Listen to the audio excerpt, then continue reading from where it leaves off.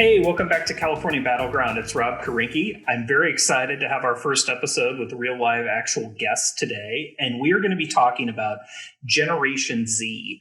These are Californians that were born after 1997, and believe it or not, a lot of them are running and winning elected office. I was about to say local elected office, and that's really what we're talking about today. But of course, Alex Lee is the first California legislator of Gen Z, and he was elected last November. But as I was walking through and reviewing the hundreds of newly elected officials across the state from last November, I saw what I thought was an abnormally large number of young people winning, and also in places that I thought was really interesting in rural cities and suburban cities in California. It wasn't a matter of people moving to the big city again involved in politics.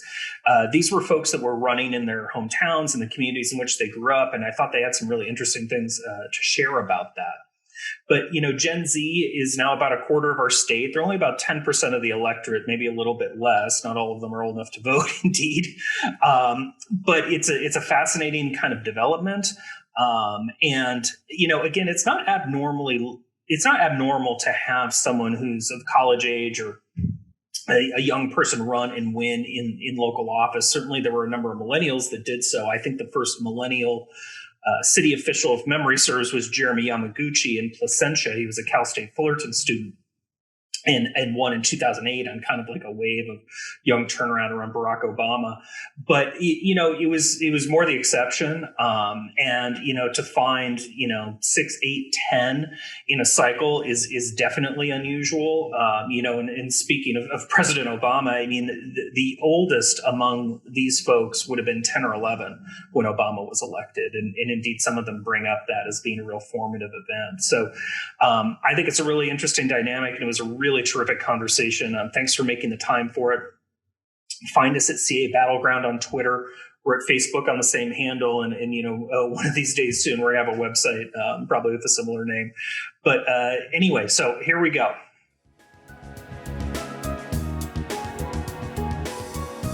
Okay, I'm very excited here. I'm joined by three new council members. I have Alexis Garcia Arazola, Anthony Roca, and Raul Urena. And I really want to welcome all of you guys to the show. So can I kind of confirm you guys were all elected this past November? Is that correct?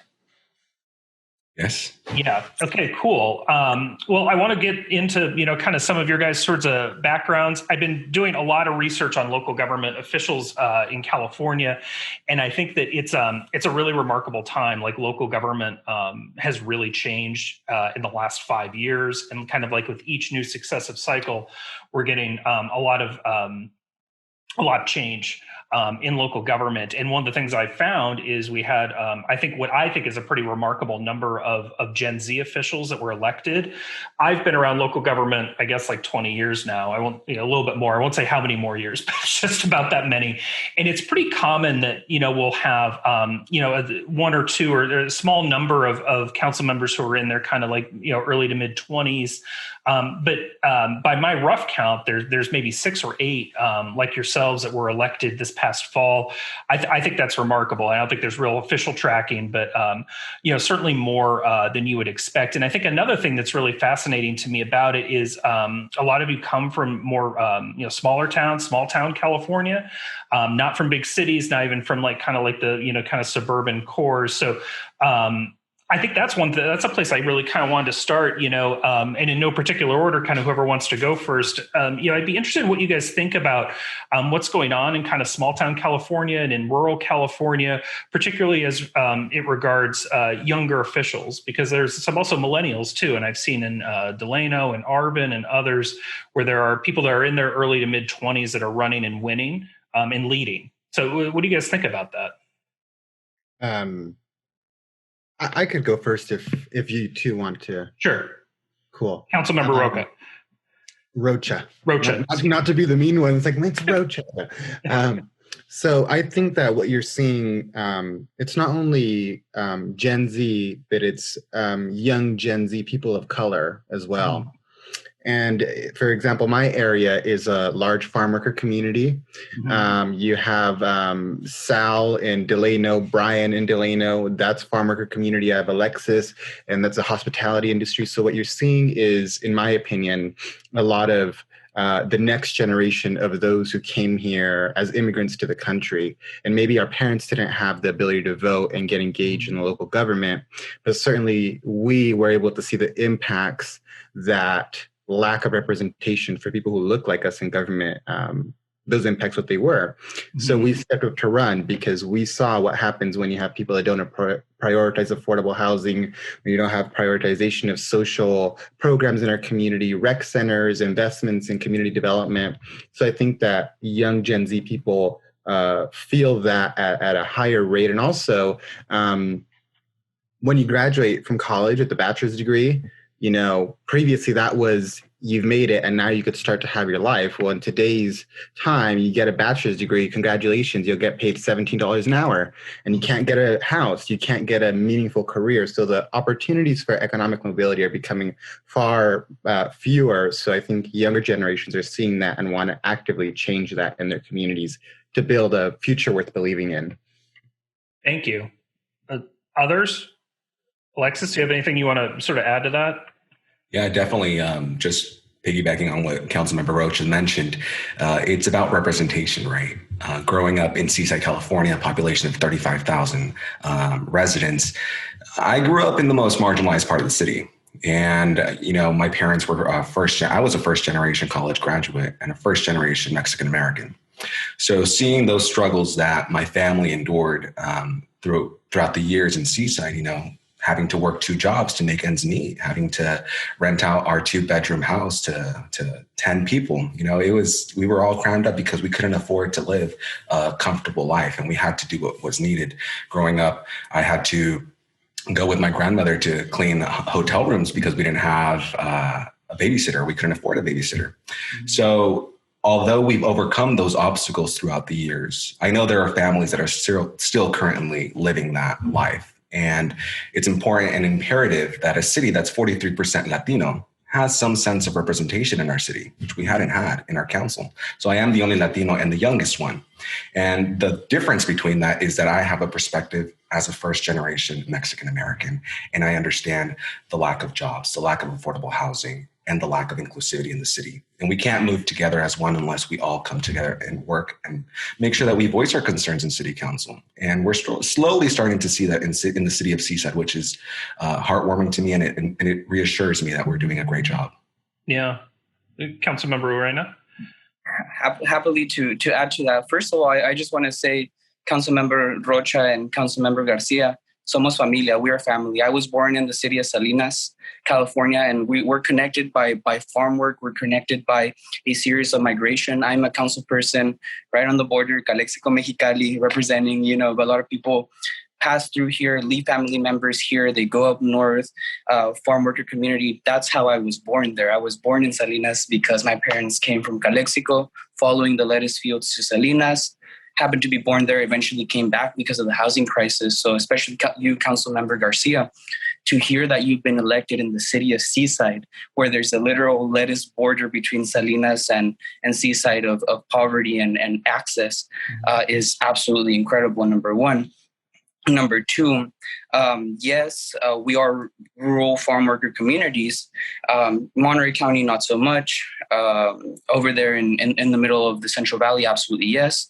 Here in Calexico, we have something that's a little bit unique, where, you know, in my perspective, and what I know about my community, this is a dynamic, big city, urban, binational border community with people coming back and forth with our floating population. We are an urban community, and this is evident to me, and this is evident to anyone who has lived here. But for the white people that have been running this county since it was taken from Mexico and taken from indigenous people shortly before that, it's not so evident, right? On paper, it is a rural community, but you know, you have something along the lines of 200,000 U.S. nationals. You're talking about just the U.S. nationals that live on the other side, that commute to the United States to work every single day. you think about that, and here it's very visible because we have an actual barrier that separates one community from the other. But this is the kind of structural poverty, this kind of structural divisions that are everywhere, motivated by the same things: jobs, access to housing, transportation, et cetera, et cetera. Absolutely, we are young Gen Z. We are here to talk about borders. We're here to talk about family. And we're here to talk about representation that has been denied to our ancestors for forever. Well, I mean, Councilmember Rocha, you mentioned it. That is something that I noticed when I was doing this research. I think of the 8 Gen Z electeds I found, I think 7 were Latino, 1's African American. So it's a much more diverse group of folks, and local. That's like the story of local government. So I started tracking 10 years ago mayors and council members, and the majority of them were Republican at the time, even though it was like a really blue state nominally at the time.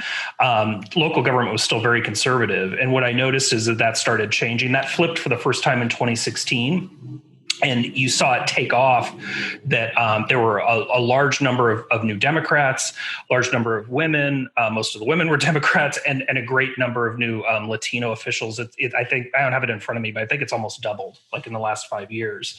So I think that's really remarkable. And one of the stories I've been telling about that I think you guys are reinforcing is that's not just like in LA, it's not in the urban core, it's kind of all over. And I think one thing that's really standing out to me that you guys are saying is that you're bringing representation to your community that has not been there, right, in the past. And that's maybe where I kind of wanted to go next is how is your kind of community changing?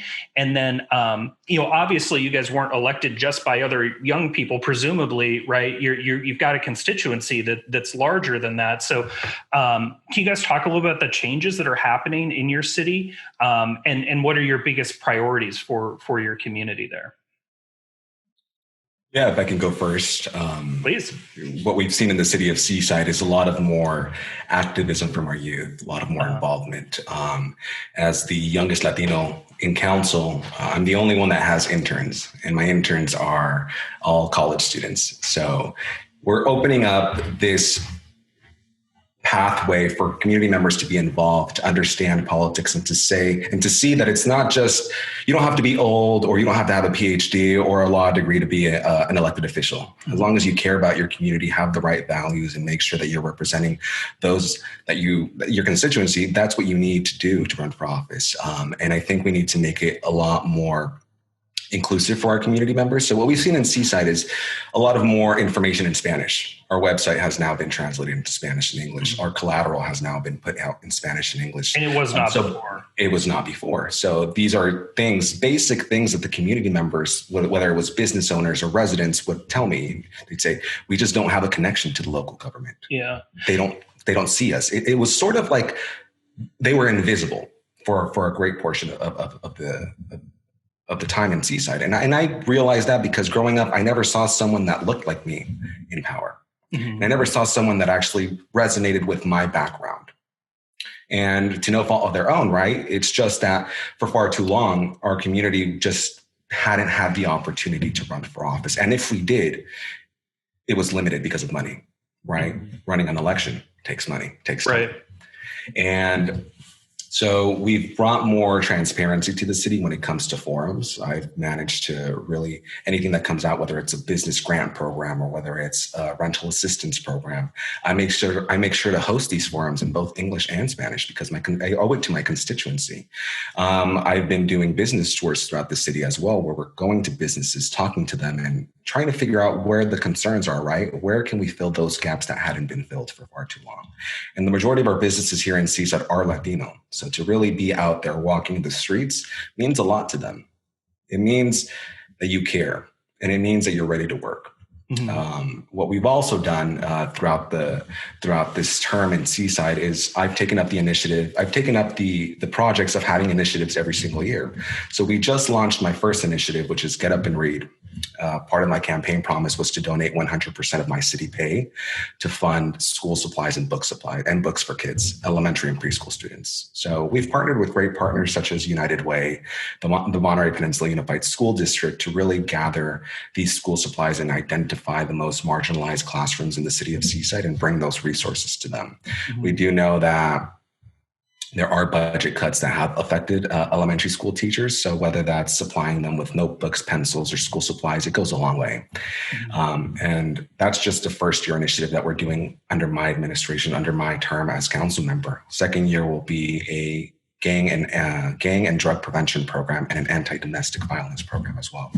And we're going to be partnering with the police department to really bridge that gap that's been cracked, right? And make sure that we have our youth involved and that we bring preventative programs into the city of Seaside to really highlight and support our youth in the most critical years, to really support them. Third year will be healthy eating habits, making sure that we do more outside playing, more recreational activities in the seaside, whether that's through funding programs or any other projects. And finally, the fourth year initiative will be Let's Get Ready for College, which will really gear our Latino parents and prepare our Latino parents and our underserved population to get ready for college and have those resources. I'm a firm believer that when we invest in education, we invest in strong and safer communities. And it starts with just one book at a time, or whether one investment at a time, right? So small projects like that are what's changing in the city of Seaside. More transparency, more inclusivity, and really highlighting and uplifting our youth, which I don't think we've done in several years. You are a man with a plan. Did you say what percentage of Seaside is Latino? 43. And there were no Spanish language materials. No. And if it was, I'm probably going to get in trouble for saying this. And if it was translated through Google Translate, because translations were just not there. Is it just a resources question? When you ask and you say, why didn't we have that? They say it was just, we have the money. We have the money. We've approved the money for Spanish translation services since the last administration. I just think it's it takes a lot of work to find someone. It's kind of hard when you don't speak Spanish and you're trying to hire someone that speaks Spanish, right? Right. So,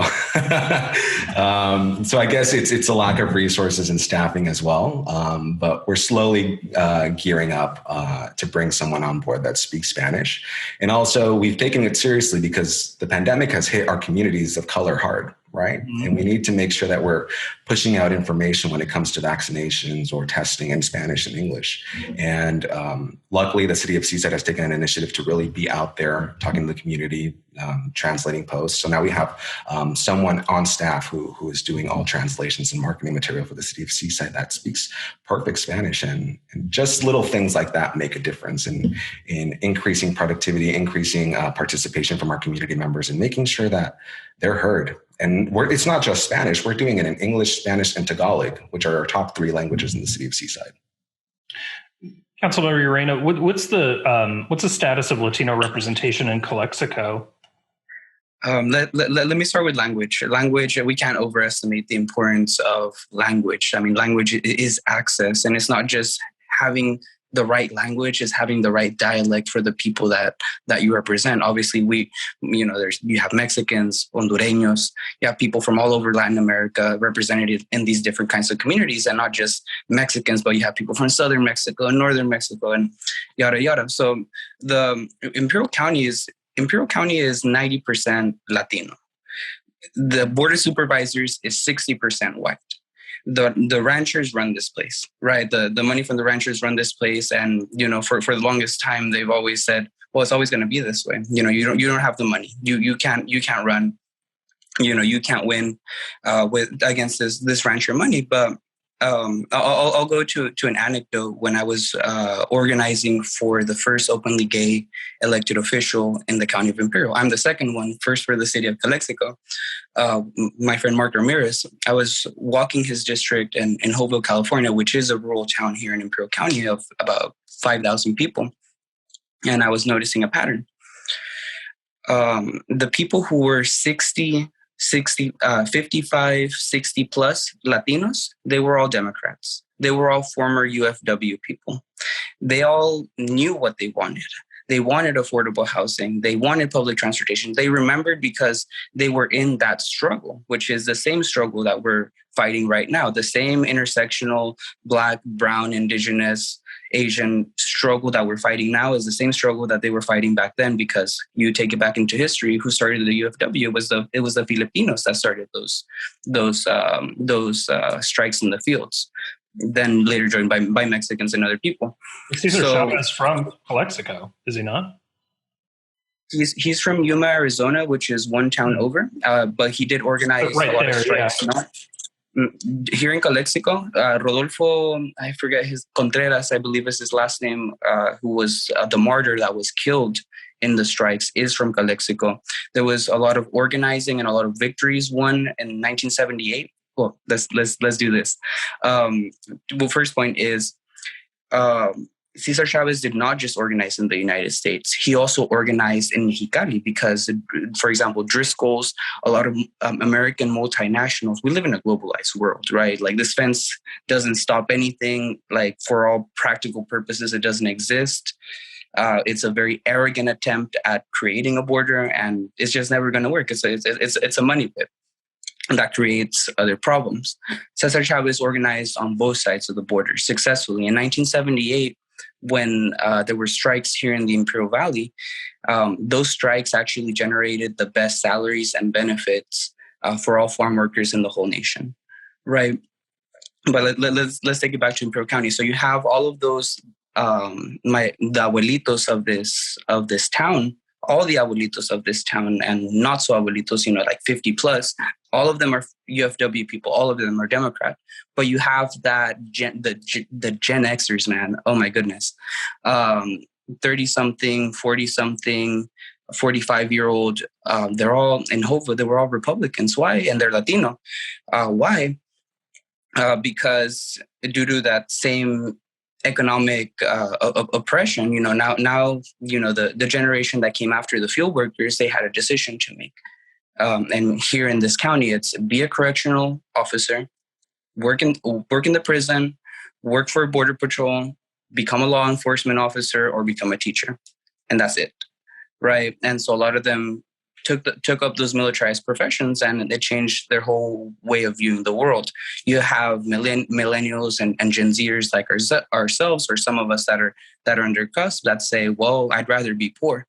Quite frankly, my dad was going to be a correctional officer, and I said, if you take that job, I will not take a single dollar from you. I will move out of the house, and I will find how I will do it, but I will not be associated with the prison industrial complex. I'd rather, work very hard at McDonald's or something that is, just fitting with my values and proceed that way. So, long story short, as soon as I gave these people access by translating things for them, I mean, at the end of the day, I won with a 70% margin. Republicans voted for me. It's at the end of the day, the Spanish access, the access of teaching people how to politically organize, how to create a political action community, how to protest, modeling all of these things, helping them reconnect with things that they have already done, that they have taught us how to do. That's the key in power. And that's the key in power from the southern regions to the northern regions is the same story. A lot of people assume, well, that's just an unorganized Democratic community, because we are super majority Democrat and way super majority Latino. Is just an unorganized Democratic community, and they will never know how to organize because they don't have the educational levels. Absolutely not. We come from the generation that taught you guys how to organize, that gave you the history books on what a protest looks like, what a civil rights march is, what a strike is in this state and in these regions. They just don't have the support because it's all in English. As soon as that barrier comes down, look what happens. It's fascinating.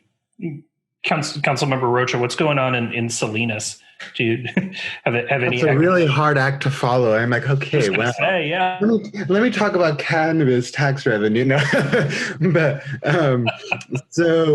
I think that really. So I'm really lucky because this is not my first time being in elected office. I ran for the Salinas Union High School District School Board in 2018. and I beat a 2-term incumbent there. And forgive me, how old when you 19 when I ran in that election, and I got won? and won. Yeah, and I got 62% of the vote over her 38, and she had been there for 8 years. Who's counting? Right, and when I got there, like the next youngest person over was 53.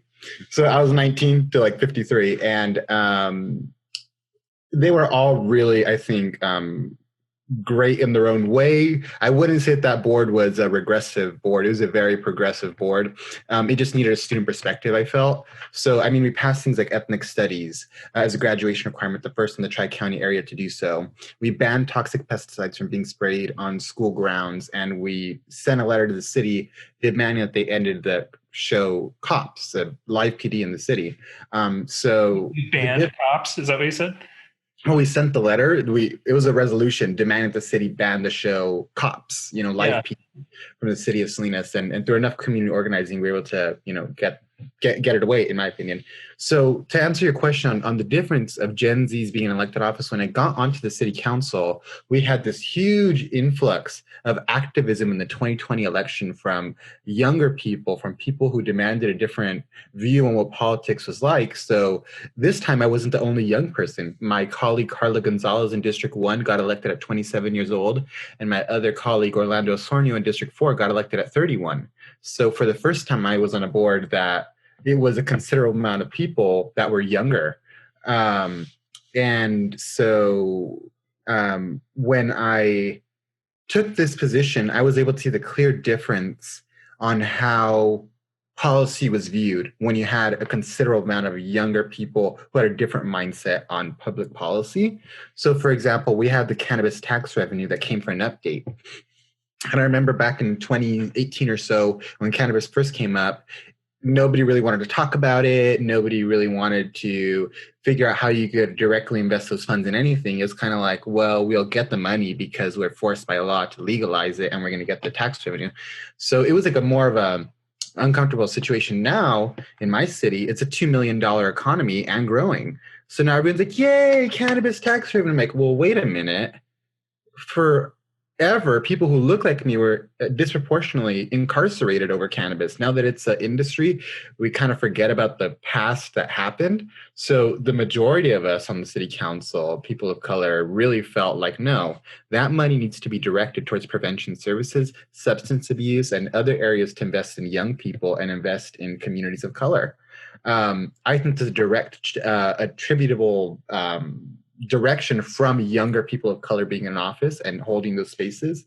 I got on the city council, and you get appointed to various boards. One of the boards that I got appointed to, so exciting, was the Solid Waste Authority. It meant that I got to see all the trash, and I got to be on the board that does the recycling. What I also got to be on the board is they operate a garbage dump in the middle of the poorest part of my city, the most socioeconomically disadvantaged part of my city. So there's discussions that I'm like, wait a minute, why do we have a garbage dump where all the Latinos live? And we're talking about LSL vibrancy plans. We need to move that dump out of East Salinas and really make sure that we're investing in uplifting that community. You have conversations like with a $1.9 trillion stimulus that's coming from the president. There's some money that's allocated to local governments. For my city, we have about 160,000 people, so it's the largest city, so we're going to get more money. We're going to get about $50 million. When do governments get $50 million falling from the sky, right? So we have that opportunity to say, are we going to do business as usual, or are we going to invest that money, that one-time money, into significant investments in infrastructure in the communities that need it most, investing in the rec centers in the areas that need it most? We need to make sure we're allocating that money and distributing it equitably. So when we look at, what it means to have younger people of color, it's changing the way public policy is viewed. In addition, for me, and I'm not sure if my colleagues have the ability to appoint commissioners, but I represent District 6, so I have my commissioners, my cabinet in a sense, right? So my planning commissioner, my library commissioner, my traffic and transportation commissioner. So I made it a point to appoint majority women and women of color to these positions. And I'm really proud of the fact that I have about about 7 commissioners that I appoint. 5 of them are women of color. One of them is a Caucasian woman, and one of them is a Caucasian man who's LGBTQ. So we're making sure that we are diversifying what these boards look like and different perspectives that are being represented there. The Police Community Advisory Committee, we're appointing someone that's worked closely within communities that have asked for police reform. So making sure that we're holding those spaces and having people who have different viewpoints on how government should operate in those rooms. And not to get too long-winded here, but also we have the CARES Act funding that comes in that allows us to do small business grants. Well, a lot of Latino businesses don't have the records to apply for it. They don't have the understanding on how to apply through this long RFP process. So the city hired small business navigators that are bilingual. So you can make sure you're helping people understand exactly what it is that they're applying for, and the contingency of that application, right? Or do you have to pay stuff back? Is there interest on it? Because you can't say, here's all this money and let people apply for it and then deal with the consequences of applying for something they didn't entirely understand. So I think all of that is attributed to having younger people of color and just changing the whole entire discussion on what public policy is like and who's affected most by the decisions made. Yeah, I mean, one second, Rob. Oye, Concejal Rocha, mándame tus modelos, por favor. Send them. Send them over here. Send me your models. That's beautiful. Yes, the CARES Act money right now. Please send your models. Yeah, thank you. One of the things I think has been really interesting to me in watching local elections is the way in which the issues that I think really are driving more and more people to vote, and we have thankfully a lot more people voting now, a lot of interest in our elections, but a lot of those like big picture issues. I mean, you guys touched on some of them, like environmental quality, on international borders, and a lot of these things that people maybe used to conceive of as being more like federal level issues. I know when I was a young progressive, no one knew who their local city council member was when I was in my early 20s, right? And maybe we were protesting the Iraq War or doing other things, but no one was really focused on local government. And I think things like housing and policing and the environment, those issues, while people think about state and federal level officials, they are increasingly thinking about local government officials too. And I think that's driving people to vote in different ways and bringing new people into the process too. And I think that, all of you have touched on one or more of those issues. I wonder how you guys kind of think about, those issues in terms of like, how do you act locally, but how are you also looking to maybe represent your city on those issues that are bigger than the borders of your city per se, right? And what are you looking for from the state government or the federal government to support you in some of those priorities? Raul, you go first. If I may, I'll just make it very short. So when I came into office on Inauguration Day on December 10th, the first meeting was on December 16th.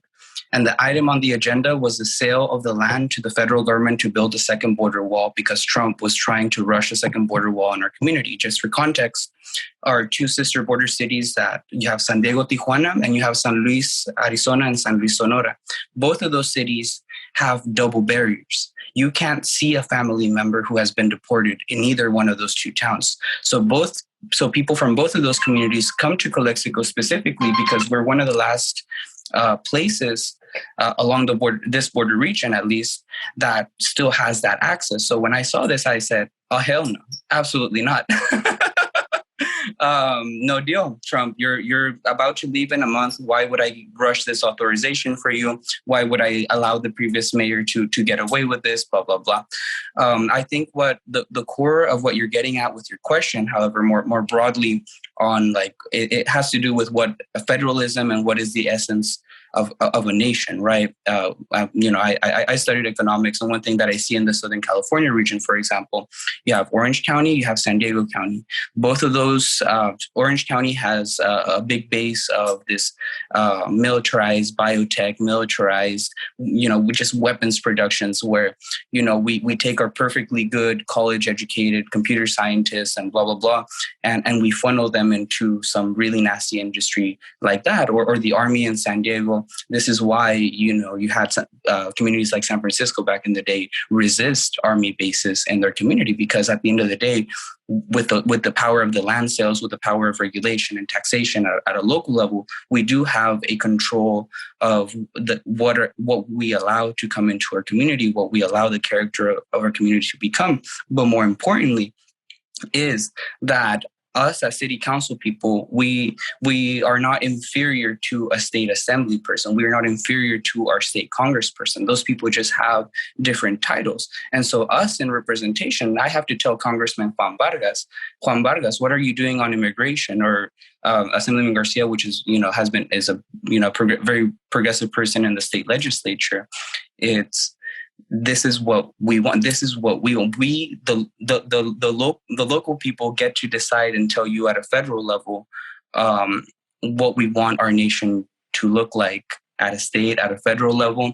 And especially when it comes to issues revolving around border communities, I am absolutely sick and tired that decade after decade, we have cities like Chicago, New York, northern cities deciding out of fear, out of their conception of how they think the border works, and making policy on the border that just turns into what is, like I said, a very arrogant attempt at regulating normal migration. So I'll just put it at that. The power is in the local hands. So all politics is local, but sometimes you have to bring your state senators, your state assembly members, and your congresspeople off of their high horse and back into thinking locally about your community. Thank you. Other thoughts on that? What could you guys get more from maybe particularly the state? And we talked a little bit about the federal money coming in. How can the state of California better support your objectives in your community? Yeah. I would say, and my two representatives are Assemblymember Robert Rivas and State Senator Ana Caballero. And both of them have been pretty good on this issue for us, and we work very closely with them. But redevelopment money. We need money so we could invest it in affordable housing. We need money so we could, redevelop underperforming commercial lots, so we could redevelop underutilized city property and turn it into 100% affordable units. The money, is just not there right now, and we need to be able to ensure that the state legislature is putting forth those funds. I recognize that, California is very diverse in terms of how housing policies affect various communities, but constantly having bills fail to get through because one side of the state just kills the bill in the state legislature is really difficult in terms of making progress for my community and others, that we need that money so we can make more affordable housing and contribute, whether it be matching funds to work with the nonprofit to build the 100% affordable units. So that's really been my biggest issue right now, working with the state. And an issue I don't mean as conflict issue, but as the topic of the discussion is how can we get more money for affordable housing? How could we get more money so we could start streamlining the ADU process and stuff like that? I'm old enough to remember when the state had a program called redevelopment. No, seriously. Money and allowed them to keep some of that money that they could reinvest into specifically affordable housing, and they kind of pillaged those dollars because they needed to plug a hole in the budget, and it never came back, and they never really brought back a tool for affordable housing. So I think that advocacy around that is long overdue. Councilmember Garcia Rizal. Yeah, the same issues that Anthony Rocha is facing, Councilmember Rocha is facing in his city are the same issues that I'm facing in my city, right? The affordable housing. How do we increase our affordable housing units in Seaside? The city of Seaside is already doing projects underway, which will create pathway for more housing. But, I think the difference here is that I'll be frank with you, I haven't had a conversation with my Assemblymember Mark Stone. Whether that's because we haven't had time or whether that's because he hasn't been open to it, that's up for discussion, but we just haven't had that communication. I'm always open to it. What I can say is that I have had conversations with Congressman Jimmy Panetta, who has been advocating for the Latino community and the farm worker community and the hospitality industry from day one. And when it comes to immigration reform or understanding his constituents, he's been very open to hearing concerns from Seaside. And I think that's where we're making that connection, right? Increasing our our communication between the city of Seaside and the Latino community and our Congressman Jimmy Panetta. So now we're bringing more issues. We feel more comfortable to bring more issues to the floor and talk about it, right? Which I think we hadn't done before. But affordable housing, how do we help our hospitality industry as well, our tourism? Because the city of Seaside runs off of tourism as well. Our residents, majority of them, work in Monterey. Our hospitality industry is just reopening right now as we enter the red tier. But a lot of our community members were without work for a year. So trying to figure out what needs to be in place, small business support at a federal level and at a state level is imperative. We can't just rely on loans anymore. Small businesses are just putting their businesses into debt. They need support that will actually boost the economy again, not drive them into debt. Our city of Seaside has seen its fair share of closures in small businesses, and that's scary. That's scary to see, because we want to make sure that our businesses feel supported, that our residents feel supported, and that we're also helping out our youth. But it starts with communication, and that's what we're seeing within the federal government, at least in Seaside, that we have that easy communication to our elected officials. Maybe setting policy aside for a moment. I mean, presumably these are not full-time positions that you guys were elected to, right? That, you guys have other sorts of priorities. Can you maybe just talk about, and, it might be of interest to other folks who are younger, like yourselves, looking to run for public office. How do you find that balance, right? Between, what may be your day jobs or other kinds of competing demands on your all time? Or do you? Or is there a balance?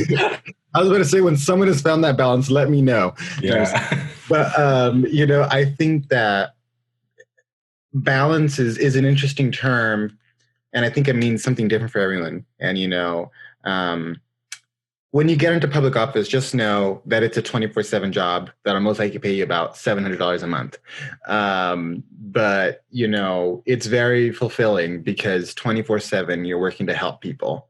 And, while I may be a little bit annoyed with the 10 o'clock call about a park that gate needs to be open, I'll make sure that at 9 a.m. the next day, I call the city manager and say, hey, I need that gate open, because it's limiting the people from being able to park in their own neighborhoods.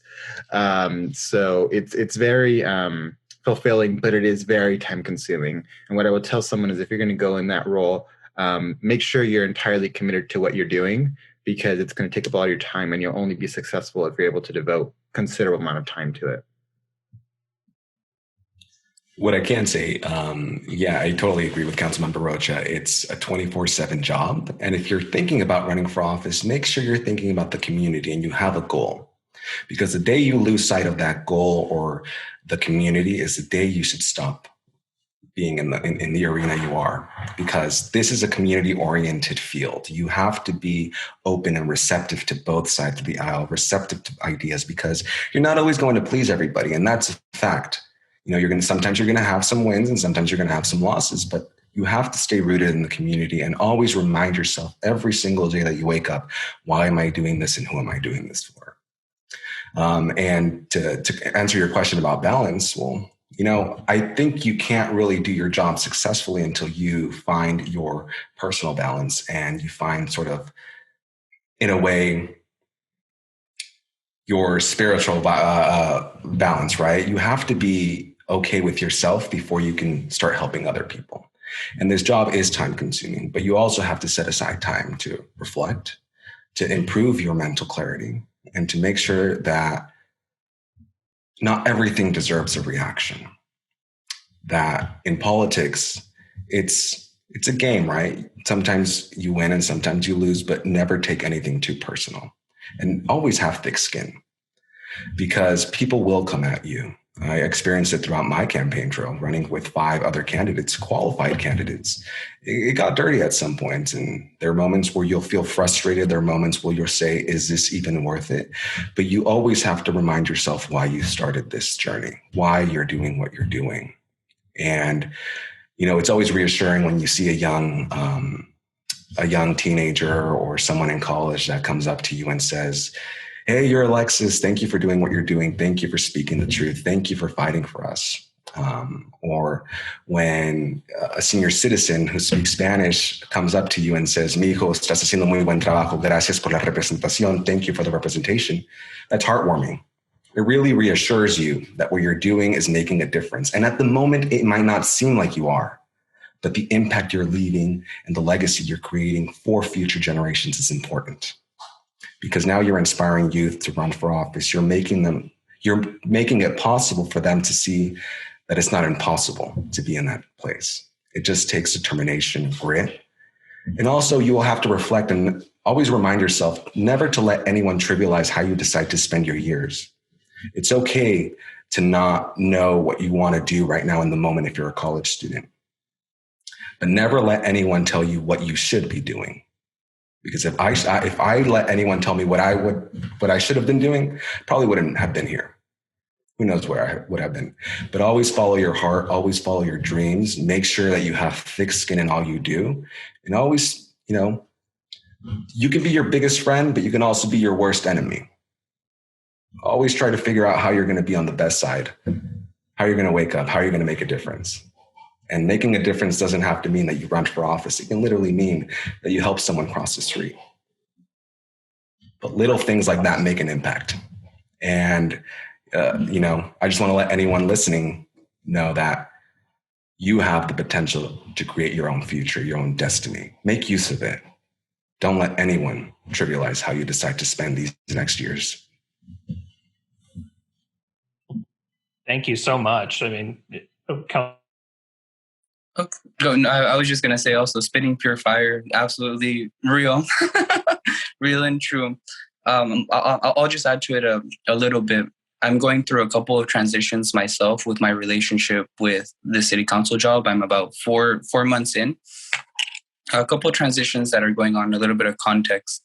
I am serving on a 3-2 council, so the majority is not mine. Absolutely not. Old Calexico, spiteful Calexico is really interesting because we got these 2 progressive seats, myself and Councilwoman Romo, but the 3 seats, 2 of them, connected to one local businessman that is just very spiteful, and then the other one, another, 2 different parts of the local mafia that, in our absence, would probably be fighting each other. They've come together just to try to keep out the progressives, but they only, especially that third one, only got there because I endorsed him, and he seems to have forgotten everything that he has promised.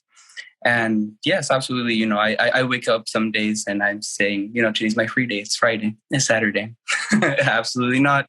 You start getting calls. This isn't that. I've learned to just take a deep breath, understand that things are being put in front, just accept the order in which things are being put in front of you. Like today, for example, just yesterday, I got a call that, and I have to call back these people from the state social services because people are being released in Calexico from the migrant detention centers. We have a migrant detention center in Calexico. That's a priority. That's what I'm working on right now. And in the campaign trail, some days I wanted to, distribute these door hangers and, run the statistical analysis on the voter list and blah, blah, blah. And, I was tired. I was absolutely tired. So I said, take a deep breath, call back Maria that asked you to help her because her rent, because her landlord was illegally raising her rent. Go back, do that letter with her, and just, take what is put on your plate right in front of you. Accept the perspective of the community, because that's the other part of this. Is obviously when I came into this, I was definitely more prideful about, I'm the council person. I'm going to be setting the priorities quite in which order. Obviously, we have the same ones. It's affordable housing and public transit and clean air and all of these things. But the way in which they move, you do kind of have to leave it up to destiny and to what's being put on your plate. Be vigilant, absolutely. Be in touch with the pulse of state government and federal government and with your local community. And at the end, let your community help you, because your community wants to help you. They wanted to help you in your campaign.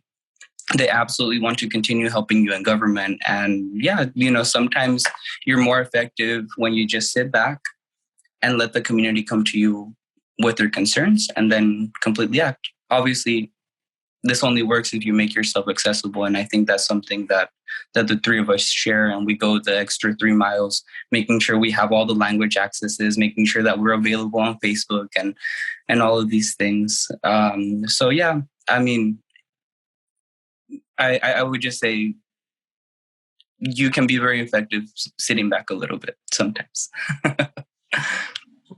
Council members, gentlemen, I mean, I was really looking forward to this conversation. I think it's exceeded, all of my hopes. And I want to thank you all for taking the time with us.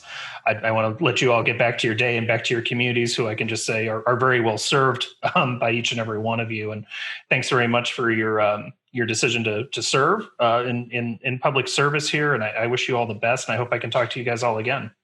One last thing. Please. One last thing. Enjoy your constituents. Absolutely. That's why I say involve your community, enjoy your constituents. Do your work with a carne asada taco in your hand and a beer in the other hand and just, be chilling. That's what you're meant to do. On that note, yeah.